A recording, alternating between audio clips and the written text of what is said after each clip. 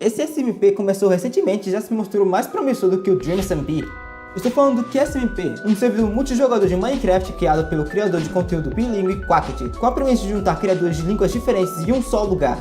Esse SMP não me é promissor apenas por sua premissa ousada, mas sim por mostrar que aprendeu com os erros do seu antecessor.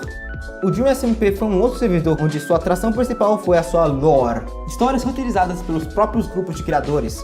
Cada criador com seu personagem que passa por arcos e histórias, mas nem sempre foi assim. Em seu princípio, a lore já se mostrava presente, mas muitas das batalhas, interações e decisões dos jogadores eram extremamente improvisadas, um forte contraste com como acabou se tornando até a sua conclusão. Não é que histórias roteirizadas sejam ruins, mas muitos dos criadores convidados claramente não tinham interesse em contar histórias. Assim, o servidor ficou estagnado. Cada vez mais pessoas pararam de jogar, até basicamente sobrar apenas aqueles que se juntavam apenas para fazer lore.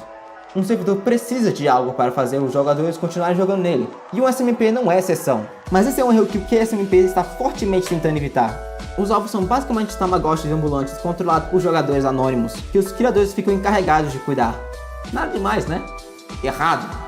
Os alvos são uma estratégia genial para manter a audiência e os criadores engajados no servidor. Por serem jogadores ao invés de NPCs ou até mesmo objetos, eles demonstram humanidade, assim podendo demonstrar características que a audiência e até mesmo os criadores podem simpatizar. E por serem anônimos, o que vemos é o único conceito que temos sobre eles, podendo fazer ele parecer vivo e real em nossas mentes.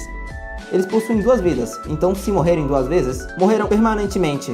O QSMP pegou o conceito narrativo de vidas do Dream SMP e fez realmente ter impacto, tirando isso do controle dos jogadores. Como no Dream SMP era tudo roteirizado, incluindo muito das mortes, mesmo quando uma personagem perder todas suas vidas, isso possui impacto apenas na audiência. E mesmo assim, o potencial do conceito de morte não pode ser realizado, comparado de um personagem puramente fictício. Obviamente, eu não estou dizendo para eles morrerem na vida real. Só estou apontando que o conceito de morte aqui não tem todo esse impacto. Já que os alvos são um conceito que existe apenas no QSMP, quando eles morrem, eles possuem um máximo de impacto que isso poderia ter. E por não serem roteirizadas, os acontecimentos são imprevisíveis. E essa é apenas uma das coisas que o QSMP está fazendo para criar uma experiência nova, engajadora e imersiva aos criadores e, consequentemente, à audiência. E isso já está se mostrando super efetivo.